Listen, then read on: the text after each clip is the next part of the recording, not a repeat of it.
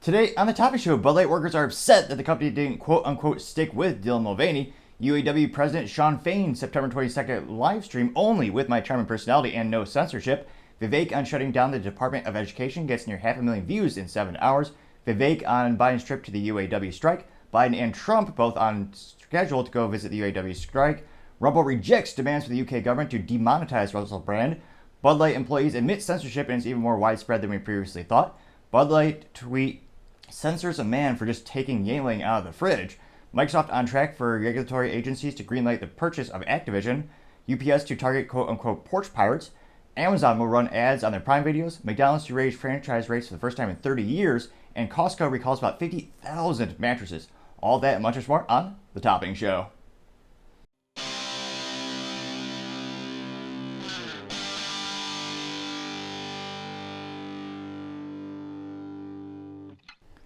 Thank you for taking the time to tune in today. Today's episode of Topping Show is sponsored by Topping Technologies. Topping Technologies is an IT value-added reseller and services company with a special proficiency in IT security. Heck, I see their founder at least twice a day. Gotta say he's quite handsome and brilliant.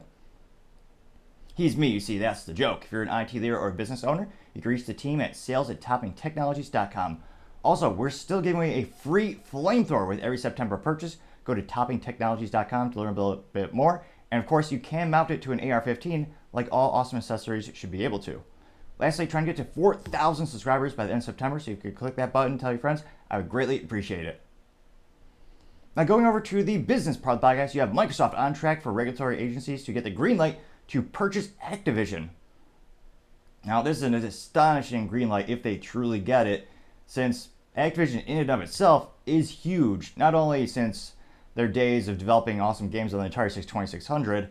I can't help but reminisce, I believe River Raid was one of my favorite ones growing up, and of course everyone knows Cliche, the Pitfall game.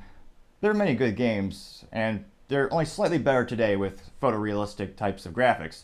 But nevertheless, Activision grew so much, they actually bought Blizzard, which was one of the largest video game companies in and of itself, best known for the live-action game called World of Warcraft. Kidding, I know it's Craft. But no affiliation with the Kraft Cheese Company. I did check that. That is surely a lost business opportunity. Could have gotten away maybe a free pack of cheese with every orc purchase or whatever you purchase in that little game.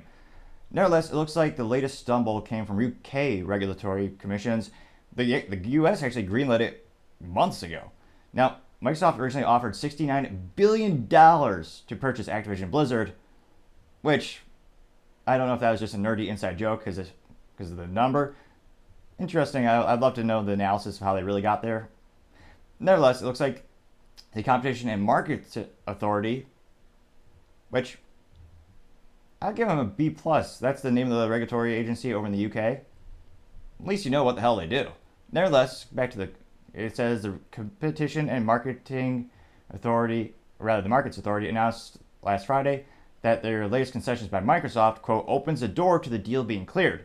Now, in the reviewed offer, Microsoft vowed to sell some of the cloud streaming rights and current and future Activision games to France's company, Ubisoft Entertainment.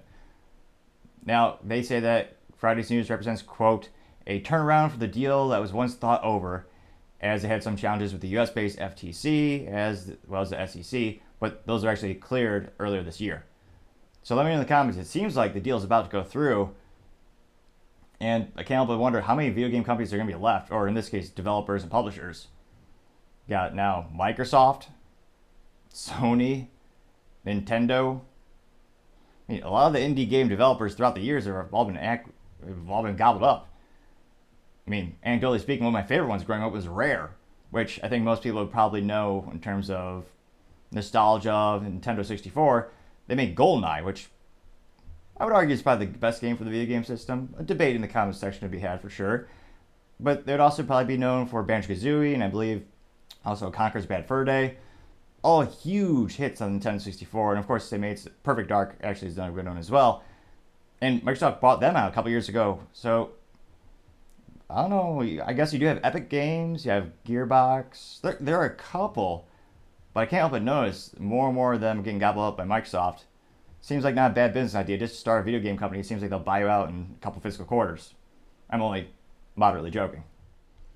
Thank you everyone for taking the time to tune in. I greatly appreciate it. Also, taking the time to comment helps the channel grow and develop.